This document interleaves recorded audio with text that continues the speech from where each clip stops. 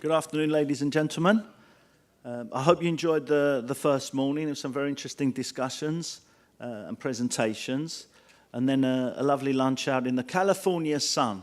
That was much more like it, not like the UK morning that we had. It's nice to have a little bit of the California sun. And it was nice to see how you drink the butter out here. That was a surprise for me. Everyone has their delicacies, I guess. So. This afternoon, just in case there's any confusion, as we split into two, this is boats and the one next door is old cars. So, or something along those lines.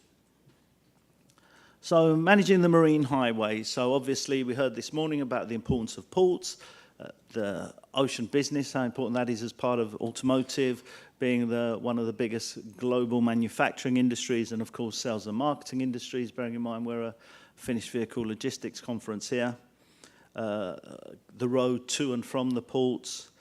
So, short sea, capacity issues and so on. So there's a whole bunch of things going on from a marine highway perspective.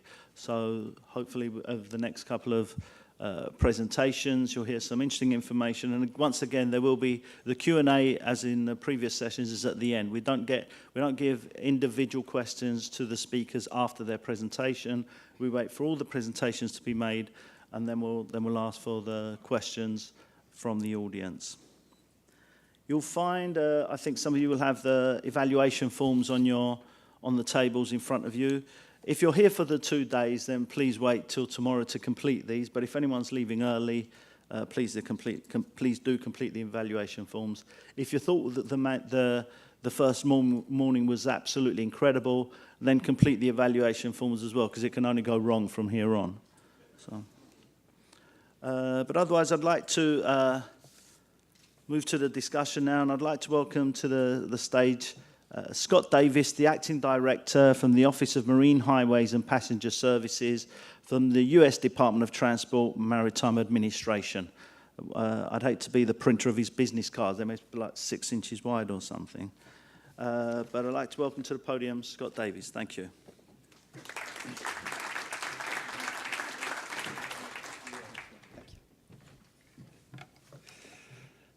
Good afternoon, and thank you for that kind introduction. I love the theme of today's conference, Focus on the Customer, because it's really extremely appropriate to the development of marine highways. But first, what are marine highways? To put it simply, marine highways are a logistics solution to a logistics problem. They are another supply chain alternative that happens to have significant excess capacity, requires comparatively little maintenance and repair, provides environmental and economic benefits, and touches 38 out of our 50 states. So with all that going for it, what's the challenge? I mean, moving freight by water is nothing new. We've been doing it for thousands of years. Well, freight is generally going to follow the most reliable, predictable, economical supply chain route with just-in-time shipping. Reliability, visibility, and predictability are paramount, with cost a very close second. So if we're going to create alternatives for shippers, we have to create something that is better than the status quo and, most importantly, provides value added to the customer. So what is DOT's vision for the Marine Highway Program and for the Marine Highway System? We want a Marine Highway System to be a system of reliable, regularly scheduled services integrated with the rest of the surface transportation system. And I'll add this that provides reduced air emissions and congestion, lower road maintenance costs, and most importantly, more modal choices for shippers. And with that in mind, we've developed a program in the following manner. First, we have a solid system foundation on which services can operate. You can't have a rail system without a rail network. You can't have a trucking system without a highway network. So therefore, that requires planning and integration of all the modes using our ports as critical links. So the foundation of our program is the designation of marine highway routes, and we've done that. We've designated over 29,000 nautical miles of navigable waterways integrated with the rest of the surface transportation system. You can see that here in this map. The green are the marine highway routes that have been designated by the Secretary of Transportation, and that's overlaid on our rail and road network. So you can see that the waterways, the U.S. has a very extensive network of waterways that we can use and that we don't utilize to their fullest capacity. Right now, most of the freight that moves on our waterways is bulk. It's stuff that's easily moved. However, there's a potential for other markets that could be served utilizing our marine highway services. So, as I said, back in 2010, the Secretary designated over 29,000 miles of navigable waterways, including the rivers, bays, channels, Great Lakes, St. Lawrence Seaway System, coastal and open ocean routes. And by designating these routes, USDOT is recognizing that the marine highway system is one piece in the total transportation system puzzle, and our program is designed to help you develop those pieces to better fit into the puzzle. To do that, we devote a substantial amount of energy to working within the transportation planning processes that take place at the state and local level. Built upon route designations are marine highway projects. And projects are proposals for new services or the expansion of existing services that are dedicated, regularly scheduled, reliable, and predictable, and have the potential to be economically competitive, financially sustainable, while at the same time providing the long-term public benefits that are previously described. These concepts are submitted to the Maritime Administration through the periodic open call for projects, where they are vetted and forwarded for consideration by the Secretary. The third component of the program is the Marine Highway Grant Program. Only designated projects are eligible to apply for grant funding should Congress appropriate funds. And in 2010, we got $7 million appropriated through Congress and used that funds for capital assets such as barges, chassis, and other equipment for 3 separate designated projects. And these projects are just now coming to life.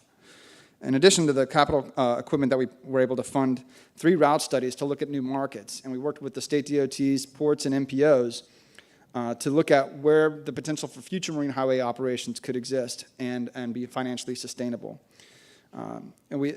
Through this designation process, we've also been able to put some funds, some excess yearly funds to different projects to do vessel designs, additional market studies, and things like that to help really get more data. The world is constantly evolving and the market is constantly changing. So data that, marine highways have been studied for decades, but the data is constantly changing, so we can't look back to what was done 10 years ago and see if that applies now. We have to go back and look. We have to use fresh data.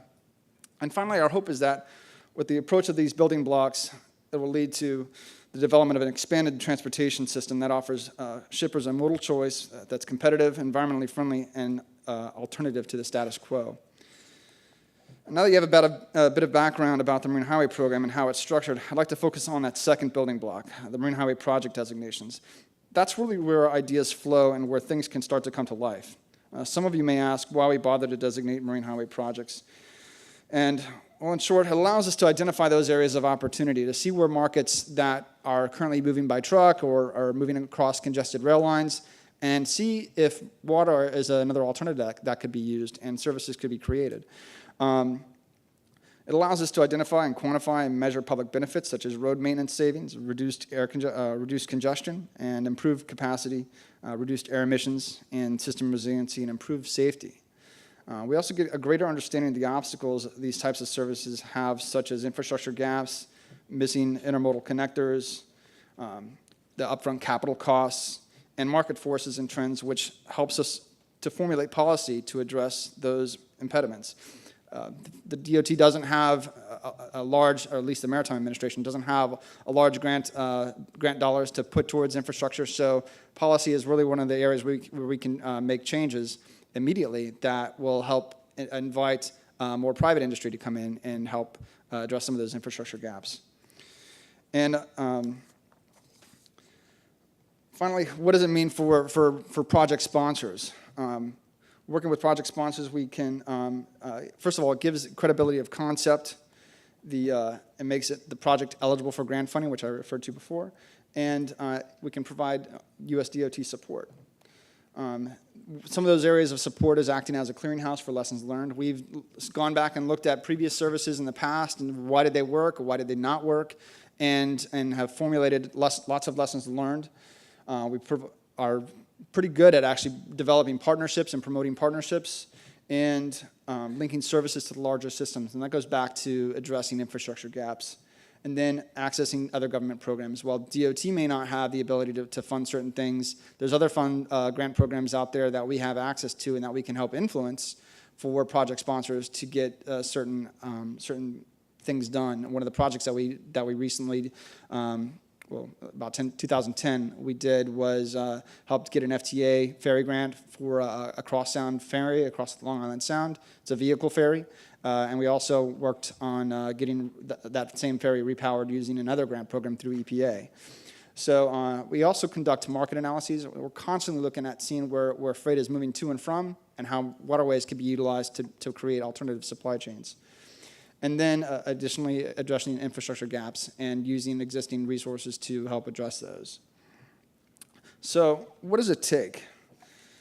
Well, to put it simply, to get these new services off the ground, it really takes innovative service providers willing to explore new markets, linking arms with innovative shippers willing to explore new transportation alternatives. This is the chicken and the egg that everyone always references. The trick is to try and mitigate these risks to the extent possible to allow innovation to occur. That means utilizing existing capital assets and infrastructure to test out new alternatives. But in order to do that, service providers need to fully understand their potential customers' supply chain in order to create an alternative that adds value. And that means developing trust, sharing data and information, and working together. And sometimes that's not easy in industry. So some of you may be familiar with TED Talks. I recently watched one of these on innovation by Simon Sinek. And in that, he described the paradigm of innovation in which you have your innovators, your early adopters, which are usually the innovators are usually your first 2.5%. They're the people that are standing in line the night before when an iPhone comes out. And then your early adopters are the 13.5% that wait a couple weeks and then go out and buy one. And then the early majority, which is another 34%. And then your late majority, which is another 34%. And then your laggards, which they're the kind of people that would buy rotary dial phones if they were still out there. So what is the tipping point when iPhones and smartphones are everyone has them now. So reaching that tipping point is getting past the early adopters into the early majority. And how do you get to that? So when I was watching this, I saw a parallel between what he was describing and what we've experienced with Marine Highway Service development. And there are usually one or two key customers that will be on board to try it out with a small percentage of their cargo.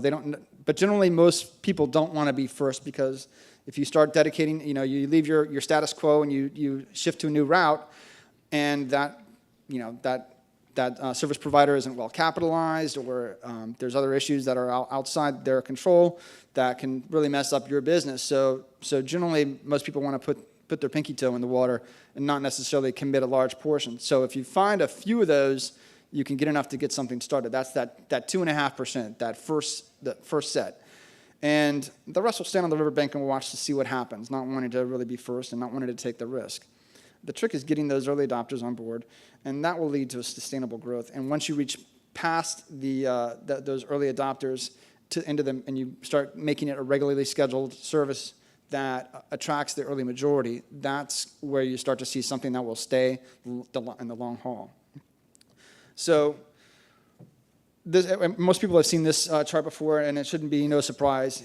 The schedule, reliability, and consistency, when I talked about shipper priorities earlier, that's really what most people are looking for. They want that they want visibility. They want to know that their freight's going to be there at the right time. And 38%, the really close behind is the freight rate. And then a very further down, and a distant third is transit cost, transit speed, transit speed. So speed, whereas marine highways are generally the slower of the options that are available, that isn't necessarily a deterring factor. It's that reliability, that consistency that's the most important. So where is this working? Well, one of the things I'm glad, actually, this is a perfect timing for this, for my remarks, at least today, is 2 weeks ago we had our very first run of the 10-tom service. It's a new container on barge service that runs between Upper Mississippi, or Northeast Mississippi, and Mobile, Alabama. And this was a partnership that took place between APM Terminals in Mobile, the Secor AMH, which is a division of Secor Holdings. They're the vessel operator, and Yazoo Towing, which is the tugboat operator, the Northeast Ports up in Northeast Mississippi, and a company called Tronox.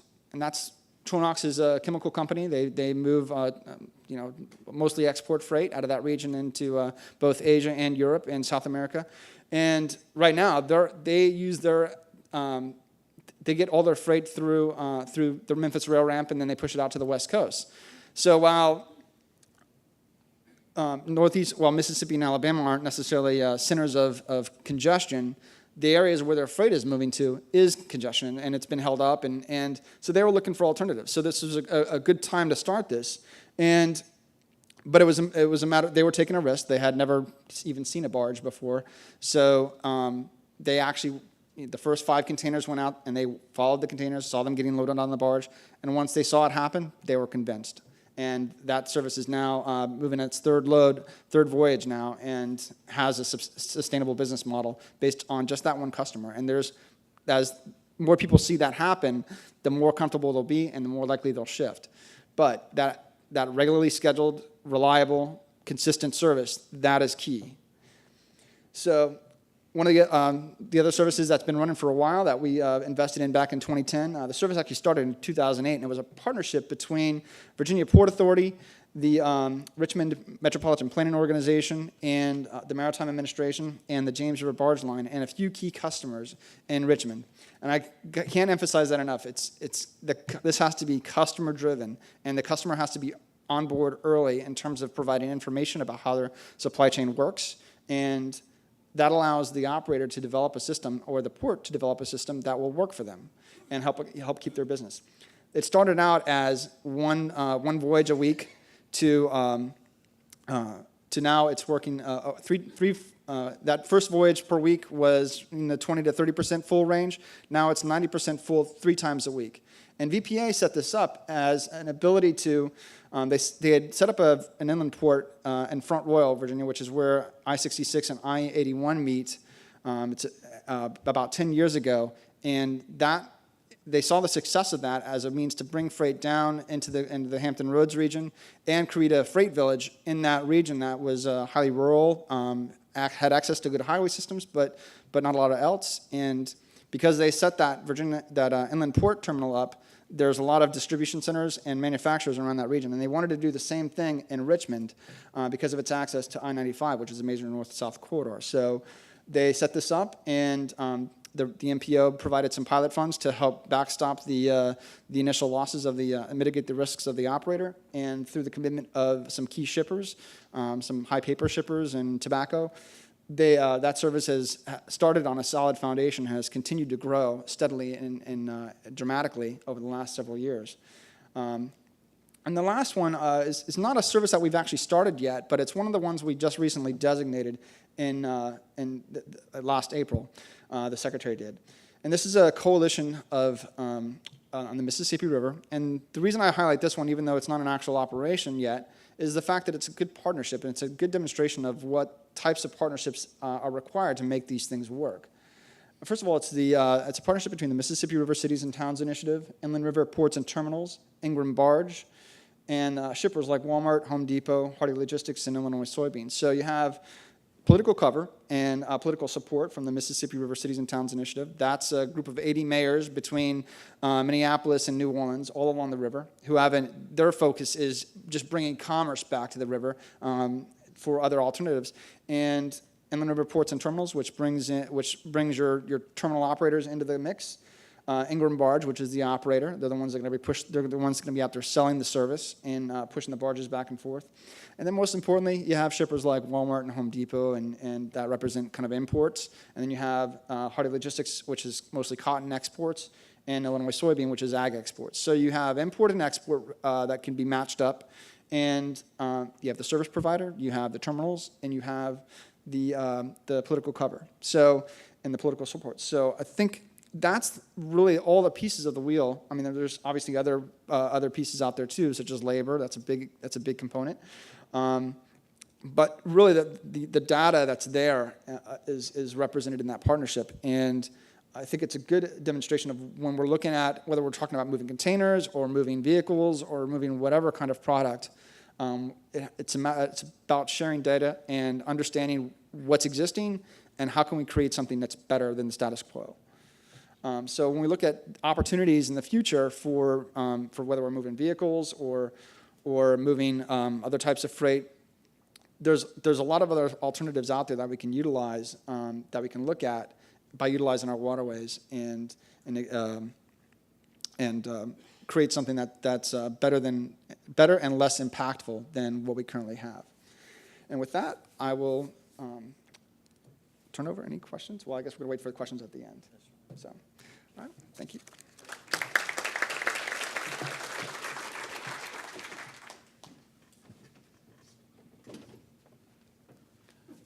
Thank you very much, Scott. So it was good to hear or to challenge the industry and say that we're looking for innovations. You highlighted a couple of solutions and that there is a willingness to support any new ideas. So that was good to hear. And next up, and it took me a while to work out how to do the pronunciation of this port. So apparently the easy way to remember it is Hueneme. So that's the way to remember it. So I don't know if you want to join in. So it's fun to stay at the Hueneme. Oh, okay. Oops. So I'd like to welcome to the podium Kristin, Decas, the Chief Executive of the Port of Hueneme after all that, and the Chair of the American Association of Port Authorities. Thank you, Kristin.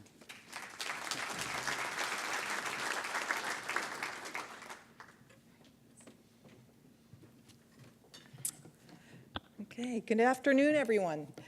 So just by show of hands, how many folks are familiar with the Port of Hueneme? Just kind of, that's good. That's really good.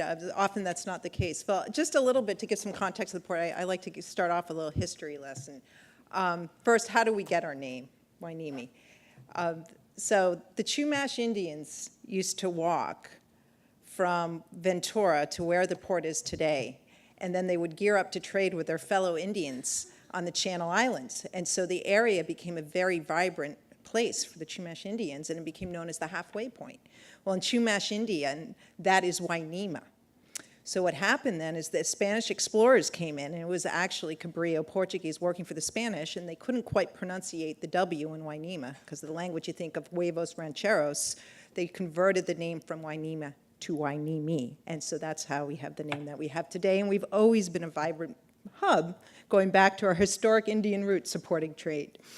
So if you flash forward into the 1800s, so you see a picture there, that was our first pier. It was built by a gentleman by the name of Thomas Bard, and we actually imported lumber from San Francisco and exported grain from the agricultural plain in Oxnard. And Mr.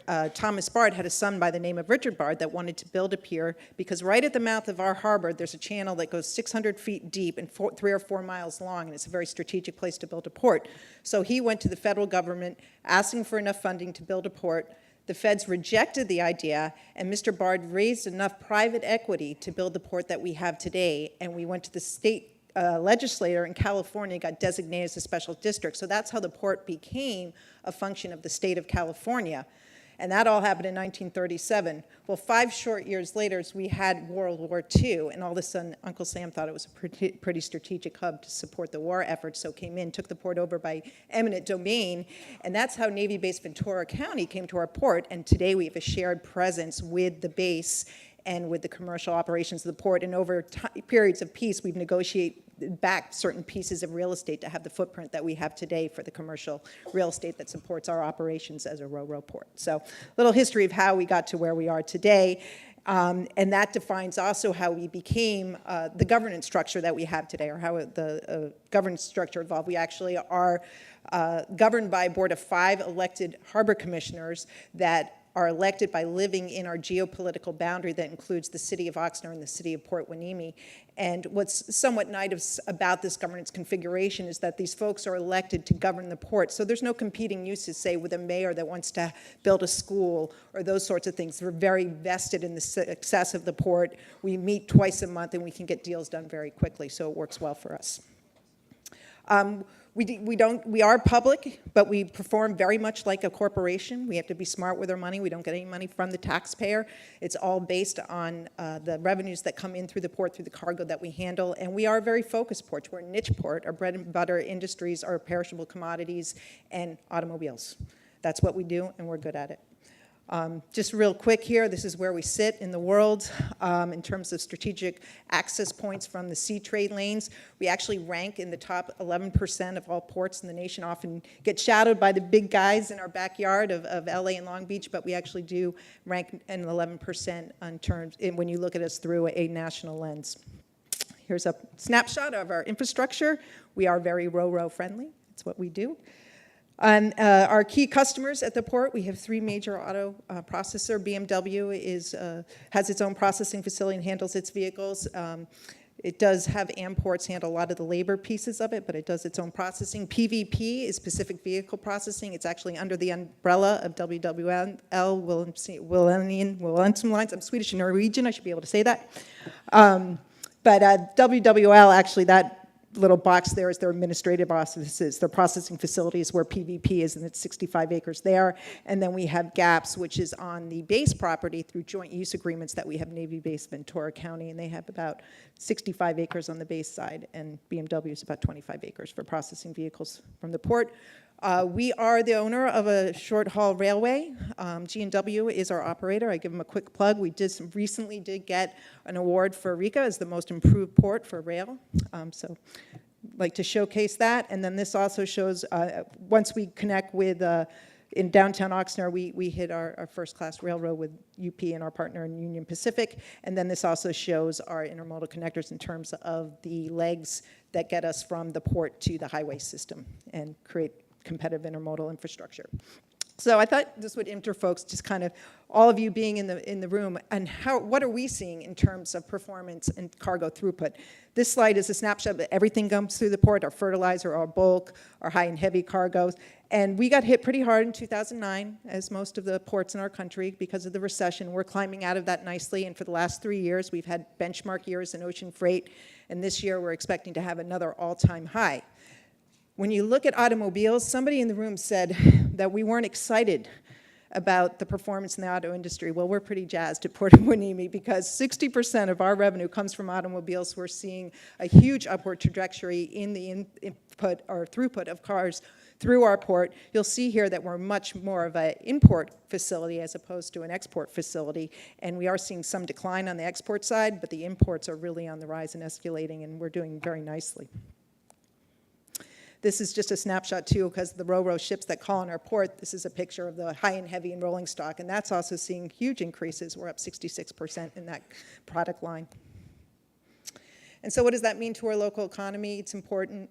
1 billion economic engine. We're the 4th largest employer in the county. We support 2,400 direct jobs, touch 10,200 jobs, and bring 69 million in local and state tax revenues to support vital community services. All very important when you're trying to sell your port to the community so that you can grow and increase capacity. Those numbers really matter. So let's talk a little bit about global trends. I think we heard some of this today, but there's huge, very, very significant direct investment in Mexico, and 20.8% of that is from the automobile sector. We're also seeing trends in the shipping lines themselves. Ships are getting bigger, they're growing. Demographic trends, we're seeing a growing middle class in China. What does that mean for manufacturing? Will there be shifts to India, to South America? And what does that mean for the port industry, for the maritime industry?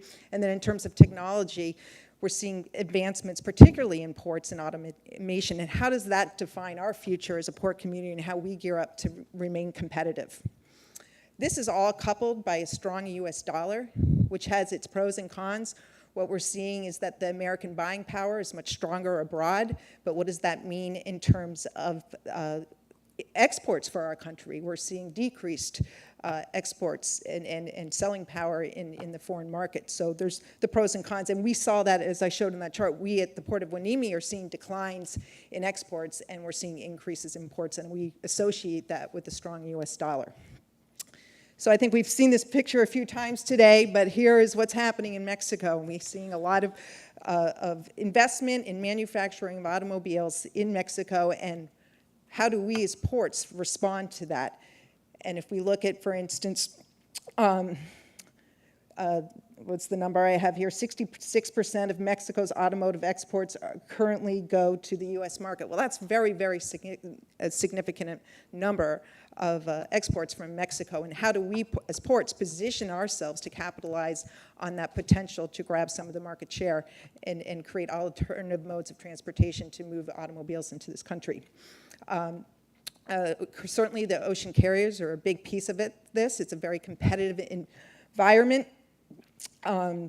Currently, multiple OEMs would need multiple steamship lines to bring in. I think there was a slide earlier today that talks about the volatility. We would need to have the volumes in place to be able to bring the ships in here in a regular service. That's very important to the ocean carriers. And then the other thing, which is one of the big challenges, is do we have the capacity at the ports to be able to handle a flood or a surge of imports in the automobile trade? And that's a very important piece of the puzzle.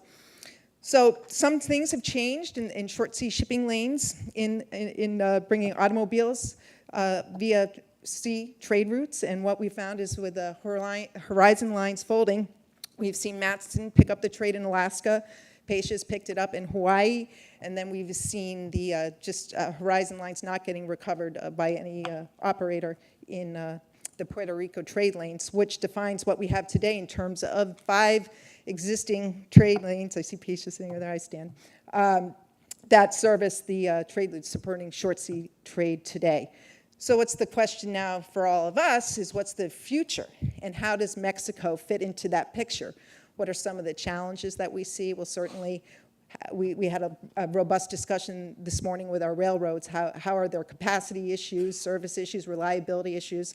It's not necessarily that short sea would come in and take over all of the trade, but certainly we could complement it. There is an expectation that there will be a surge in production because of all of the investment in Mexico. So we could bring in some resiliency to that system. We could offer an alternative mode, and maybe we, with some of the security challenges, offer some safer modes of transport that could reduce costs. But at the end of the day, that's what's really going to matter. It's going to come down to having a cost-competitive mode to be able to move the cars via the sea trade lanes. And the ports certainly stand ready to see that prosper. In Port Hueneme, we're actually in the process of rolling out what we call our strategic 2020 plan, because we want to make the prudent investments in our infrastructure so that we can increase our capacity to handle those market potentials.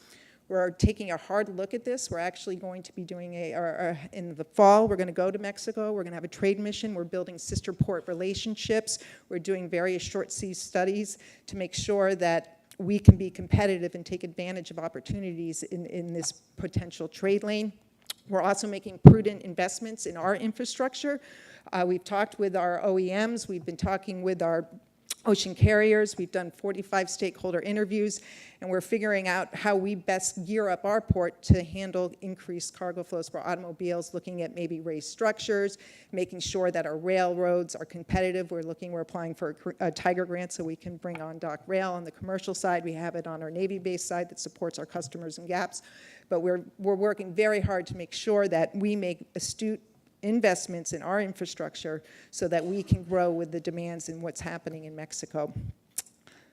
And with that, I'll just add one thing. Wearing my American Association of Port Authorities hat, I also serve on a couple national committees. I sit on the National Freight Advisory Council and what's called the Maritime Transportation System Advisory Council.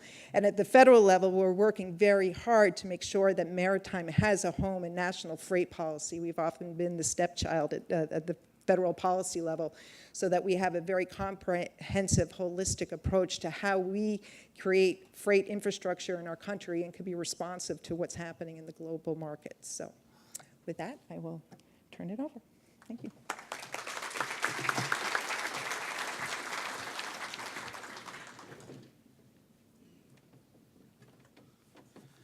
Thank you, Kristin, for sharing the plans, visions, and history of the port of Hueneme.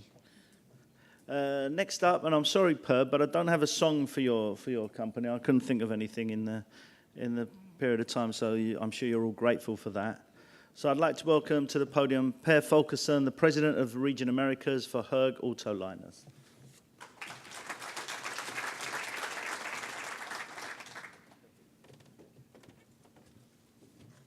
Thank you for that introduction, Louis, very much, and I appreciate the opportunity we have here to participate today in the session Managing the Marine Highways. We, in regards to the port of Hueneme, when I came here to the US 1.5 years ago, I thought it was actually in Mexico. And forgive me for my lack of geography, but it sounded more Latin to me. I called it Why Not Me? And we actually started to handle outbound business through your port beginning of this year, and we hope that will lead to some expansion in the years to come.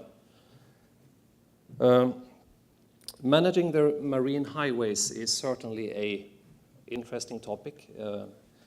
In today, particularly in an ever-changing production and sourcing landscape, it is a topic of a lot of interest. It is great for me to be back here as well in California, this part of California. I was here last time about 30 plus years ago, during some years when I was working on the reefer ships, and we used to carry bananas from Central America into Long Beach. Then we loaded citrus out of Long Beach back to Japan. And out of Japan, we loaded vehicles on the reefer ships back into South America. Those were certainly, that's not what we like to see today, that we are loading cars, vehicles on reefer ships, but it was certainly interesting times. I see the term used here, dude, where's my car, when it comes to logistics challenges. In our business, ocean transportation, we often get asked, dude, where's my ship? And the difference is that on a ship of ours, we can have about 6,000 cars on board. In this session, we will look at the current development of the global PCTC fleet. And for the ones who doesn't know what PCTC stands for, it stands for Pure Car Truck Carrier. With the emergence of the post-Panamax type being introduced, what it will mean to the market, deep sea, short sea networks, our customers and suppliers, and finally we will take a look at the new Horizon class vessels that we are now adding to our fleet, which is within that post-Panamax class. The global trading PCTC fleet comprises today's about 720 vessels, with an average capacity of about 5,400 car equivalent units, with an average age of about 10.8 years. There is today a confirmed new building order book, which stands at 49 vessels to be delivered between 2015 and 17. And the average size of the vessels on order has increased to about 7,000 from 6,800 car equivalent units. The order book currently represents about 9% of the active fleet, and since 2008, 195 vessels equaling 780,000 car equivalent units were recycled, of which 13 were recycled last year. There is no known recycling taking place this year, at least as of yet. Assuming no further vessels are recycled and no further new buildings are announced, the global PCTC fleet will increase by 9% in car equivalent unit terms between 2014 and 17. This is pretty much in line with the market growth in all PCTC markets. Light vehicles, high and heavy equipment, break bulk and project cargo. The way the global fleet being deployed will also change going forward, with the new post-Panamax vessels coming into play, and now medium-sized vessels being used in regional trading, partly serving larger deep-sea vessels as vehicles of distribution. Through March 2015, the dominance of post-Panamax in the order book is increasing, leading to the evolution of the PCTC cascade. Today, 49 vessels are on order, and 39 of these are post-Panamax. The main difference in specification is basically they are 4 meters wider than the traditional PCTC vessel. So why larger ships? The expansion of the canal, yes, gives us an opportunity to build larger ships, but it's mainly as a response to the market demands, our customers. The entire supply chain is under pressure. Automotive manufacturers are changing their production and sourcing footprints faster than we can build ships. We all know the importance of utilization and fast turnaround in whatever part of the supply chain we are engaged in. And not the least, cost is under immense pressure as economy of scales becomes critical. Looking at the world today, there are a set of trends that push for a new order. Growth. Global light vehicle sales is expected to have a compounded annual growth rate of about 2.7% over the next 5 years. Deep sea transportation by 2.1%, and short sea transportation by 5.5%. Sales and production moves to emerging new countries, leading to near sourcing localization. A nearby example here is obviously Mexico, which it's expected to grow its export of finished light vehicles with 50% in the next 5 years. A majority of this cargo is destined for North America. Rail and road infrastructure is costly and time-consuming to develop, while ocean capacity is somewhat easier to add, as long as there is sufficient port capacity to handle it, or port infrastructure. Cost pressure. We all know the automotive manufacturing and its supplier base is setting aggressive cost reduction targets. Time element. Push for faster development. It's yesterday, not tomorrow. Reduced number of global production platforms, enabling greater flexibility and faster changes, requires suppliers to be more agile and flexible. Stricter environmental legislation require new and more energy-efficient vessels. So, in essence, the industry needs to be bold, act now, and be prepared for the future. Cost efficiency is the obvious winner. Large-scale advantages by moving more vehicles per vessel. However, the PCTC industry can't move the larger vessels into every smaller port. It's simply too costly. We need to develop more network thinking. Hub and spoke system needs to become more common in the PCTC industry, as has been for a long time in the container industry. This also fits well with the near sourcing strategy, where the short sea networks that will be built to serve the larger vessels through hubs will be able to support also short sea and regional transportation. Most ports can handle the new post-Panamax vessels, as they are not becoming longer, but there is an opportunity for those ports strategically located and can offer high-quality facilities and operations and enough storage capacity to become hubs for PCTC operators into the future. There are still opportunities to develop logical enhancements to the supply chain. As an example, we are currently building a new vehicle terminal in Freeport, Texas, for the automotive industry, whereby we can now offer both in- and outbound facilities, full PDI services and terminal operations in the important US Gulf region, which should mean a significant enhancement to the automotive industry and give efficiency of scale.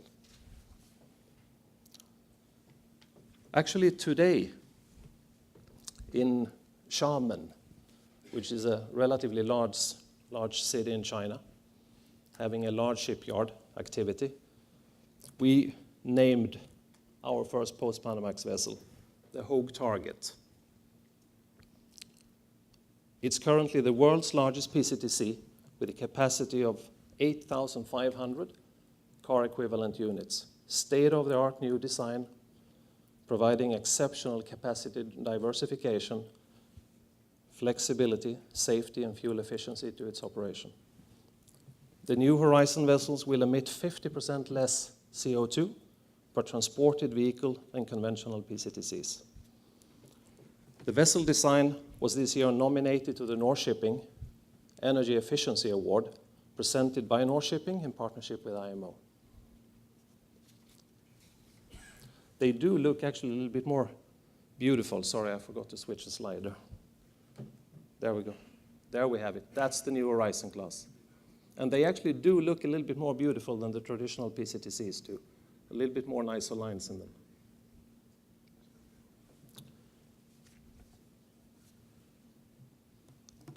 So, as a conclusion, as we all know, succeeding and optimizing the supply chain is a collaborative effort, one that the industry must be willing to take on. But it is important that the ocean carriers managing the marine highways plays an integral role in the design process of the supply chain. Thank you.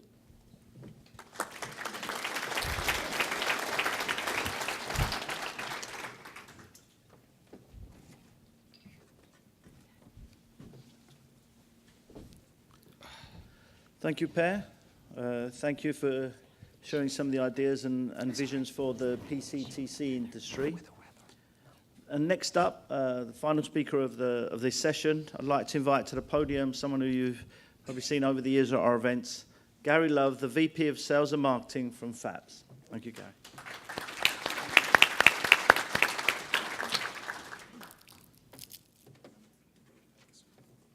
Well, good afternoon, everyone. At the end of this session, we're going to, as Louis said, have a question period. But I thought I'd keep everybody up by asking the group a question. Maybe someone might remember from their geography or their science class the circumference of the world. Just raise your hand or shout it out if you remember. 25,000 miles. Very good. Who said that? Bill Jacobson. You don't get an award, but you're very close. So for perspective, the circumference of the world is 24,901 miles. We're rounding here. We're rounding. You still get acknowledgement. So perspective. Scott mentioned that the marine highways that we as a federal government manage is 29,000 nautical miles. Think about that. Pretty impressive.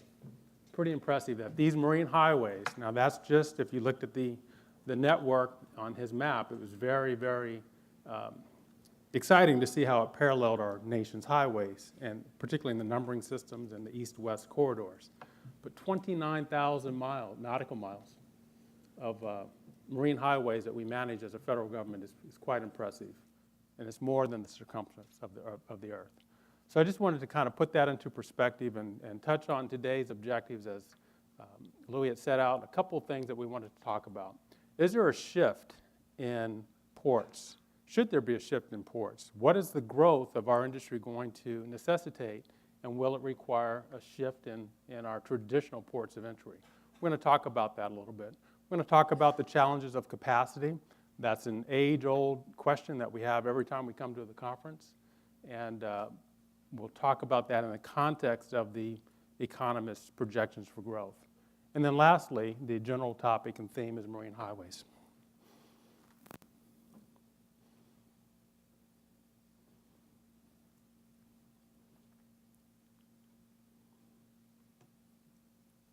So that's our challenge today, and hopefully some of the comments that you've heard from my colleagues, whether it was Scott Davis and the fact that we're managing and looking for more innovation from the federal government, Kristin's port perspective, and particularly the need and necessity of the Port Authority administrations around the country to have a plan for the future, particularly a capital investment plan that matches the economist's outlook for growth.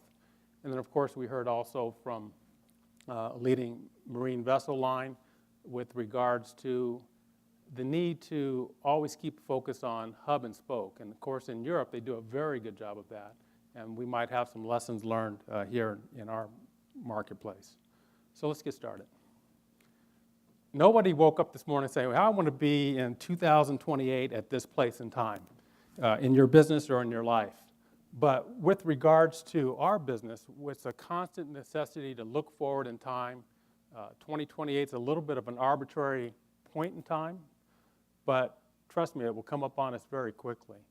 So if you haven't thought about it, start thinking about it.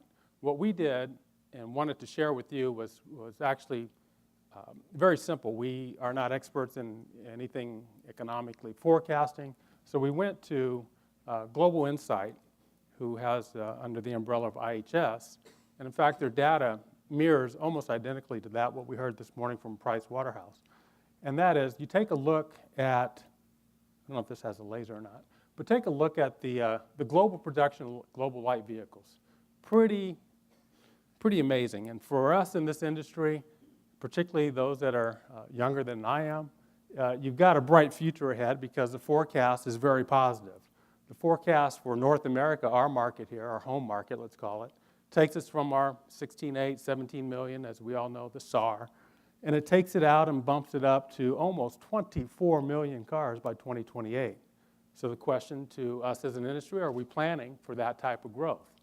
Now, I'm a little pessimistic at times, so I don't know that we're going to quite achieve that on that path, but tying back into Brandon's message this morning, by 2021, they had forecasted about 20 million U.S. car sales. So this view is almost identical. It's just on a linear to give a different perspective of what we have potentially coming forward in our business planning for managing this international trade.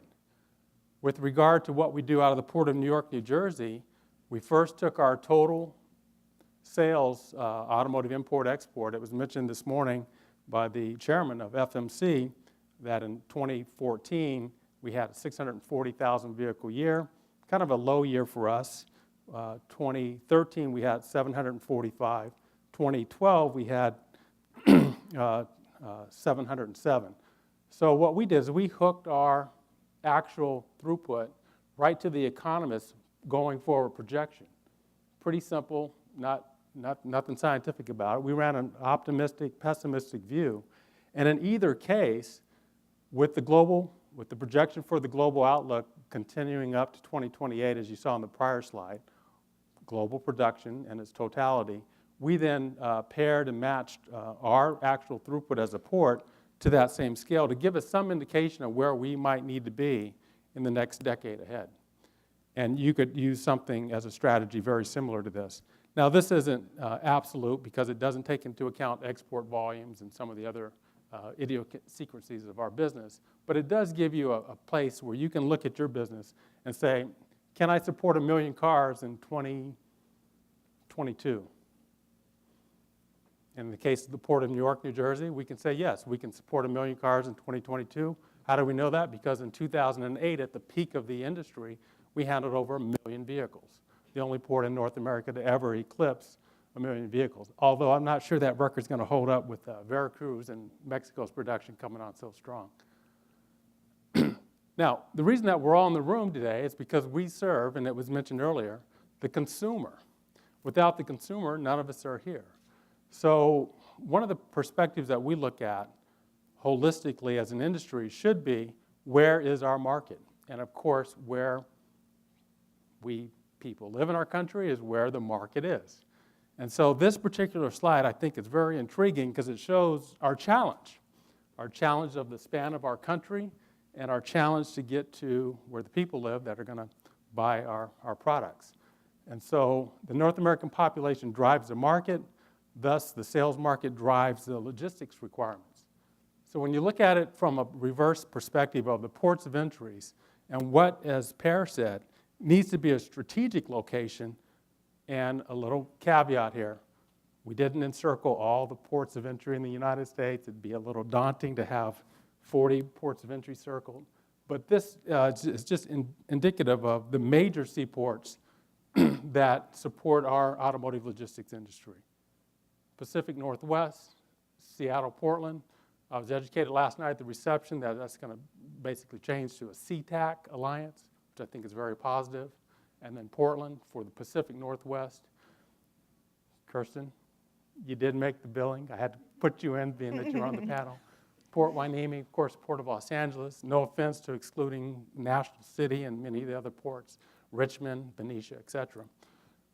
Along the south Gulf Coast, Per made mention of the Port of Houston. Of course, Volkswagen has been there, I don't know, at least 30 years. Toyota's been there, Brian, at least as long. So as you look at the major seaports coming up around the U.S. East Coast, these ports are aligned to the market. And that, from a logistics standpoint, is going to remain, I believe, our focus going forward. So between the volume growth projections, the major seaports, the use of the marine highways that we have to get to these markets, we'll have an opportunity, we think, to strategically collaborate with the OEMs, with all of our logistics suppliers. And so it kind of, in conclusion, starts to look like a basic logistical import process. This is really elementary in that we're all in the business. I won't take much time on it. But from the foreign country of manufacturing, be it Asia Pacific, Japan, South Korea, future China, be it Europe, Germany, be it Sweden, be it Spain, it's coming by way of vessel to our marketplace. That's the transit of Trans-Pacific or Transatlantic to the U.S. ports of entry around our country. And as was mentioned earlier, the last mile is always going to be truck. Yeah, there's some variances where you might have a driveway program as a contingency, but it's always truck to dealer as the final. And of course, with our volumes, we need our partnership with the railroads, and then, of course, from the inland rail compounds to truck onto the dealer. Now, in reverse, we have the North American production. That would be by way of Canada, U.S., Mexico, coming back by truck or rail, depending on the proximity, to our U.S. ports of entry, and then onto the same vessel conveyance, and then out to the global market.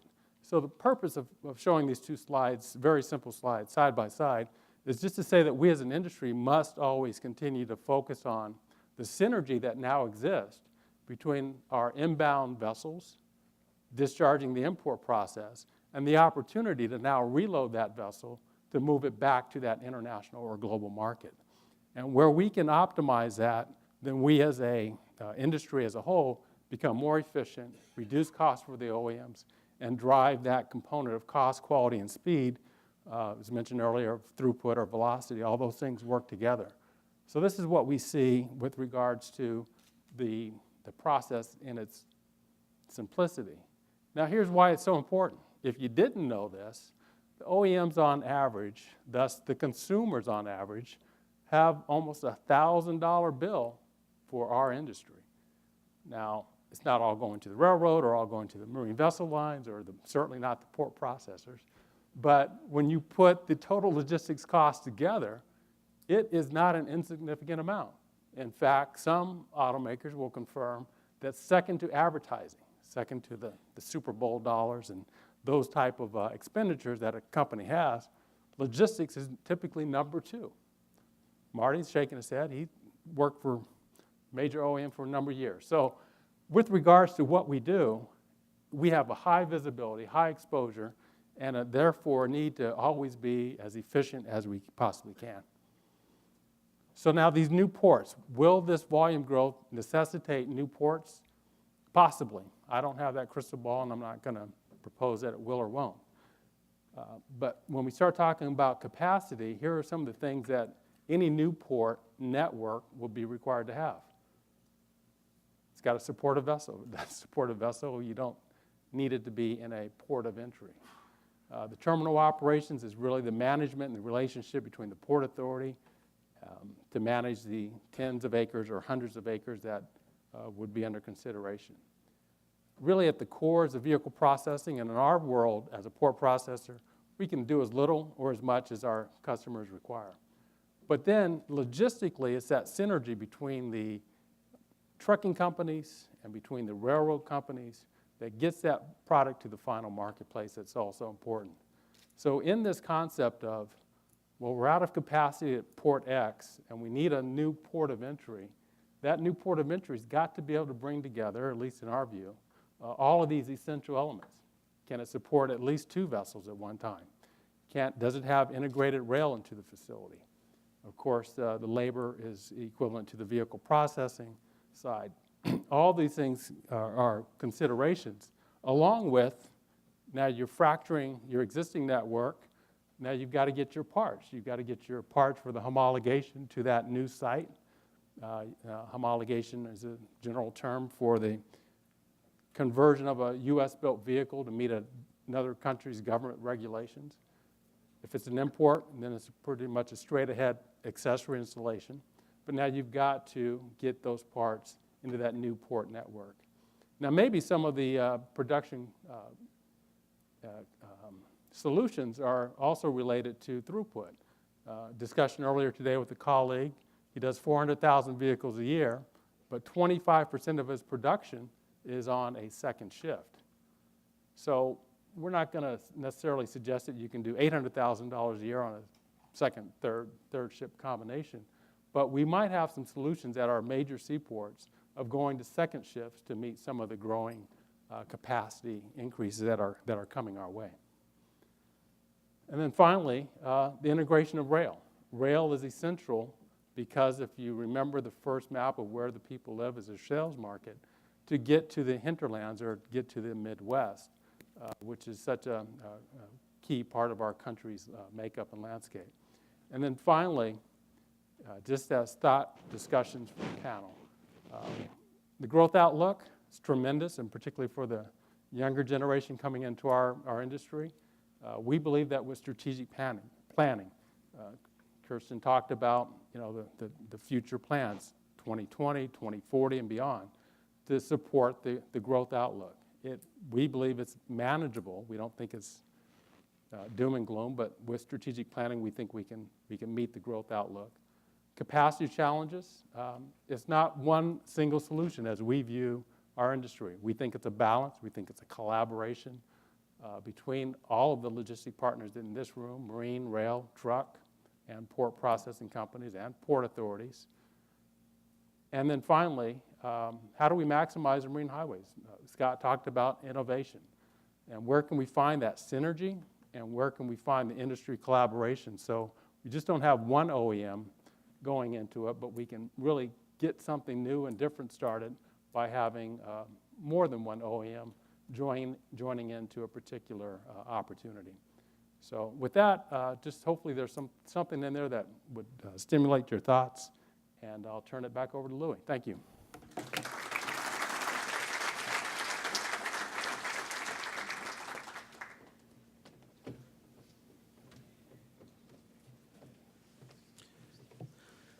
Thank you very much, Gary, for some interesting thoughts and stimulating points for discussion. So now it's over to you guys. You've heard the presentations, so it's your chance once again to make your points, ask questions, agree or disagree with the panel. The usual rules apply. Raise your hand, wait for the microphone, because again, it's quite a big room. And then say your name and your company name so we know who to blame if you're asking a tough question. And then make your point or ask the question. So first I will throw it out to you guys if there is a question from the audience. Hopefully you didn't have too good a lunch and relaxed you too much. Okay, well I think I've answered my own question there. So the point that Scott made initially about innovation, it's something that we talk about all the time. I'm not sure that automotive logistics is the most innovative industry in the world, particularly on the vehicle logistics side. And perhaps it's even tougher in this particular area, the maritime side.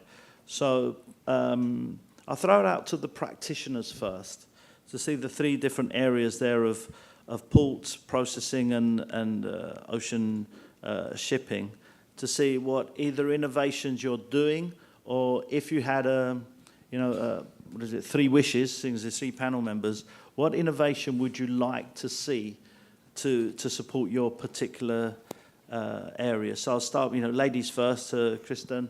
What innovations are you doing? Is it possible? How innovative can you be at a port? And if you had an opportunity to choose some crazy innovation, what would it be?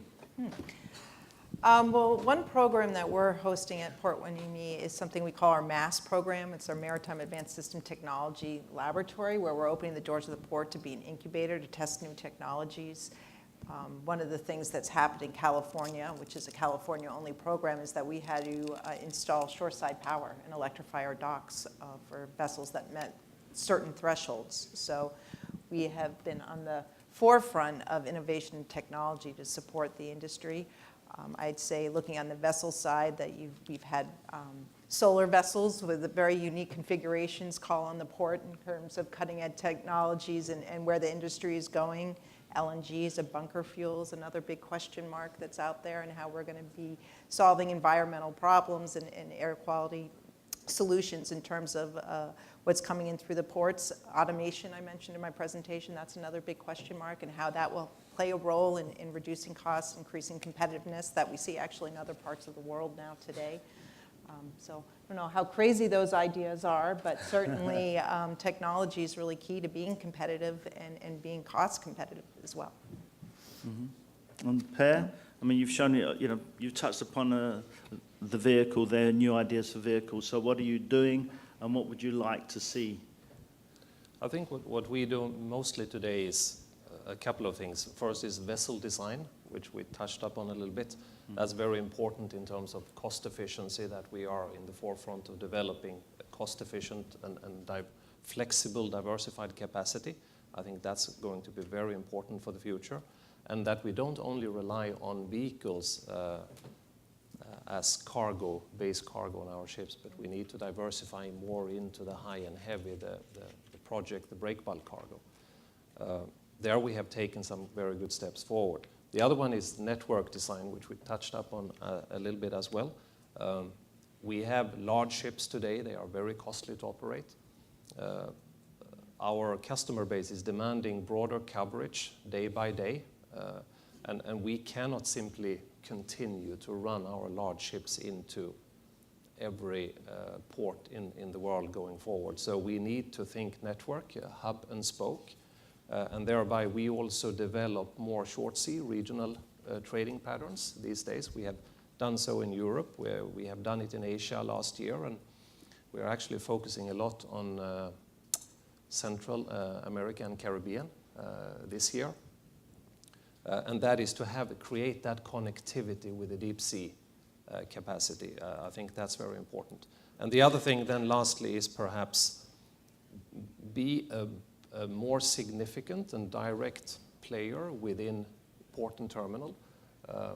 I think we all know when in large markets, when the automotive industry is building production capacity, they don't sit and talk together to build this capacity in a location where it all sort of makes sense to run the vehicles into mega large port and terminals. They are spread all over the place, but I think we as a shipping line can also do more a little bit on the land side of contributing with ideas and facilities, not the least, to at least create capacity. Enough capacity, and as much as possible that it makes sense geographically. I think those are the areas we are focusing on. And Gary, from a processor perspective? So the port processing industry is not high tech. We're not building these great vessels that fly the ocean's waters.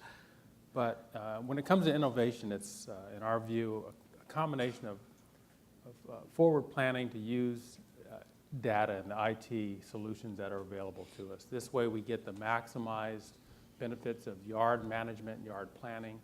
And there are some tools out that exist in the world, either homegrown from processors that built it within their own platform, or potentially imported from some of these canned programs that exist. So we think that innovation is going to come from there. But maybe closer to the tangible would be Per's comments about hub transit type approaches to our business. These are not new necessarily in the world, but certainly to us, by observing what's happening, where you can build in Australia and transship through Yokohama to come to North America, or conversely, export out of North America, U.S. East Coast, but transship in Panama to go to Latin America. So Europe has, for a number of years, been a leader in transshipments, and I think there might be some lessons learned for us as a North American industry to take note and maybe benefit from some of those best practices that exist in the world. Okay. And to Scott, you gave some examples earlier of, Walmart and others working together to come up with some of our new ideas. Are car makers or those involved in automotive logistics banging on your door with initiatives and looking for support? And if not, or even if they are, but what else can they do? What should they be doing to get your support to make sure that new initiatives are being supported by your organization? Well, it's interesting. Both Kristin and Gary are on our Marine Transportation System National Advisory Council, and that really gives us a voice from the industry into policymaking, and which is kind of what we do. Mm-hmm. But in terms of innovation and what we should be looking for is that I think that partnership and that data is so critical to looking at alternative supply chains. And when we talk about rail connections and truck connections and sufficient capacity to get get your product into the hinterlands to where the markets are, there are other options too that can be used, and exploring those things and testing out different platforms and conducting different modeling. And I think the more we can partner and share data and create different tests to see what works and what doesn't work, we know what direction to go in the future. And I think that partnership and that sharing of data is critical. Mm-hmm. Okay. Questions? There's a question at the front over here.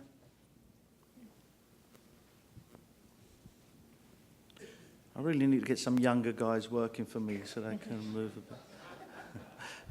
Someone more my age.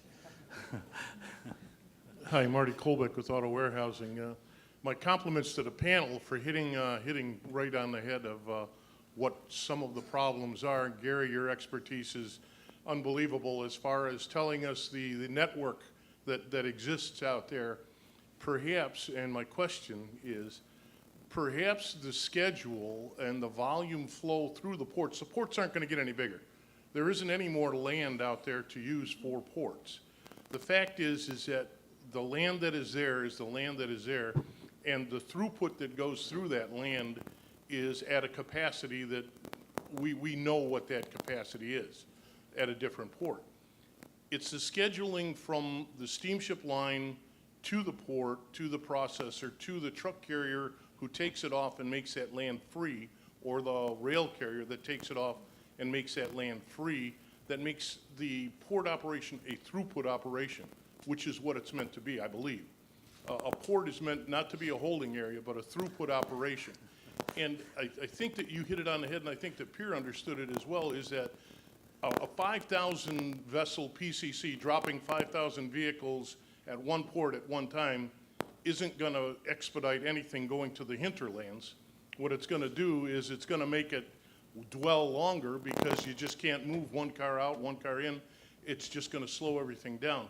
So my question to the panel is what's being done to coordinate that between the steamship line, between the manufacturer, the steamship line, the port, and their carriers, to make it a throughput operation and not what it tends to be today, which is a holding area and sometimes a jumbled mess?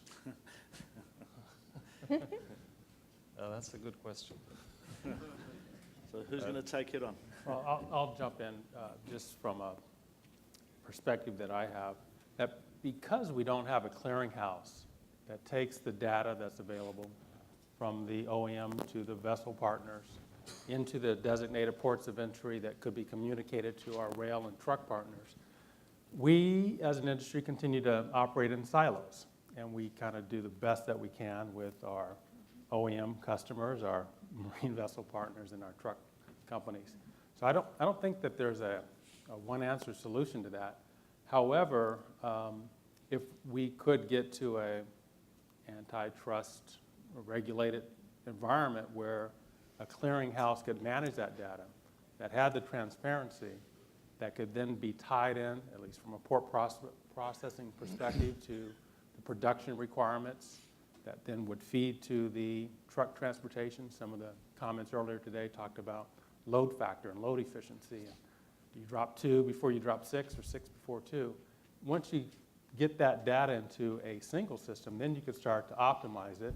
You could then overlay that data possibly with the synergy of an export operation combined with an import operation. So when Pear's vessel discharges not 5,000 units, but 2,400 units at a facility and then has an opportunity to reload 1,200 units for an export market just because of the nature of our business being always primarily import versus export, then we can, as an industry, I think, start to maximize the total, Marty, the total efficiency. But it may take a neutral clearinghouse type approach. That's just my thoughts. Per? If I, oh, go ahead. Yeah, no, I think it is one word to it. It's complex. I think we have headed in a direction where we like to achieve running consistent tonnage and capacity in the fixed trade loops. So we are not performing one trade and then switching the vessel over to a different trade loop because that comes at a cost. So by having the same vessels running consistently in the same loops, we get predictability. And hopefully we get good sort of spread between the ships, whether we have 2 or 5 vessels a month in a particular service. We provide absolutely 100% visibility of that to our customer base. So in an ideal world, we like, of course, it's key to come into a port very fast, have a quick operation, and get out of the port very quick. Turnaround is absolutely essential in today's world. But I think that the main problem here is that there is a lack of a lot of capacity, not only on the in the ports and the terminals, but I think there is also a lack of capacity on inland transportation, for example, be it rail or truck. And this could be very well seasonal related too, but we have those challenges. And then it is difficult to overcome that because it doesn't matter how good visibility you have in the supply chain. When you don't have the capacity, it is a challenge. But certainly with our customer base, I mean, as I say, we have absolute transparency in that. And so from our customer side, they give us the same transparency back to us. But again, so many things can happen because there is a strike, there is a bad winter storm coming through, and then suddenly everything clogs up and it's out of the window. And then you have a backlog to work through then for a couple of months' time, right? So it's extremely challenging. But it is partly what Gary is saying too. It is about visibility and managing that visibility in the best possible way. But still, you need to have enough capacity, whether it is in the ports or whether it is on landside transportation, is very important. Kristin? Yeah, I would just add that I think this is an epidemic that is facing our industry in a broad sense. I mean, if you look what's happening in some of the containerized freight shipping, for instance, you're seeing these huge transition in vessels growing from what used to be an 8,500 TEU ship. Now on order, we have 24,000 TEU ships, and you're seeing these huge surges in cargoes on the port infrastructure without industry necessarily having a dialogue with the infrastructure managers that need to bring the cargo through our facilities. And I think where ports can step up in this conversation is we can serve as facilitators to try and get more engaged in these dialogues so that we're actually being proactive to try and help manage the system and the supply chain as opposed to putting Band-Aids on consistently. So that could certainly be something that port authorities could get more engaged in terms of facilitating dialogues to be responsive. And then also I think it goes back to being planners, good planners, and making sure that we can have avenues to support the growth and build the capacity. And at the national level, you know, let's get a little more money so we can make investments and make infrastructure a priority in our country. I know I've told a story, there's a grant program out there called Tiger that there's $500 million available to our entire country, all modes of transportation, for infrastructure development. When I was in Massachusetts, we had a $300 million bond bill for 5 ports. So there's a imbalance there, and I think we need to prioritize a little bit to make sure we make those investments in our infrastructure to address the needs of what's happening in the global markets. But it is very easy when you when we run out of port capacity, for example, there is no more capacity. So then we say we'll just add another port. And yes, you can, in theory, do that, obviously, and that is what is happening to a large extent, but that doesn't really help the cost picture, because somebody needs to pay for running that ship into that additional port. But as I mentioned before, and a good example is there's a lot of inbound flow, obviously, into the US today, both through the West Coast and East Coast. We are calling into the US Gulf since many years ago, and we decided to build a vehicle terminal in a port in the US Gulf. And there should be some logic in that. Instead of then taking the cargoes in through the West Coast or East Coast, and I'm sorry, that may cannibalize a little bit your businesses, but then that the vehicles actually goes into the US Gulf, because a port directly, instead of railing the vehicles across the US massive distances, you bring the vehicles closer into the consumer market. So these are small things we can do.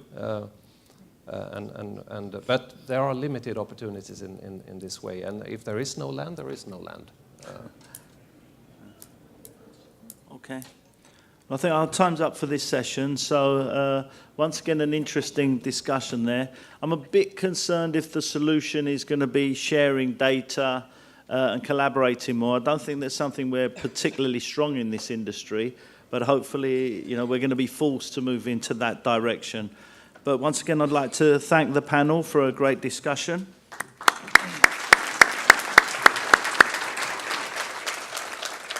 We will be back in the main room for one session on right sizing for the new normal, but join us for coffee, visit the stands around you, and there's a truck demonstration outside from CTM as well if you want to visit that. Thank you.